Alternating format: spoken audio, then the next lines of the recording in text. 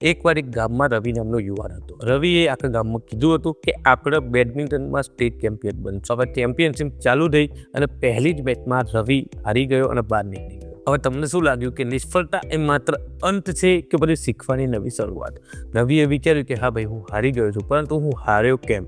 હવે તે તેના કોચ પાસે ગયો અને કોચે કહ્યું કે ભાઈ, તારી રમત બરાબર છે, પરંતુ સ્ટેમિનાની થોડી કમી છે. હવે રવિ રોજ સવારે ઉઠીને દોડવા લાગ્યો, પોતાના ખોરાક ઉપર ધ્યાન રાખ્યું અને દિન પ્રતિદિન થોડી વધુ મહેનત કરવા લાગ્યો. 6 મહિના પછી પાછી ટુર્નામેન્ટ આવી. આ ટુર્નામેન્ટમાં રવિ રમ્યો અને રવિ ફાઇનલ સુધી પહોંચ્યો.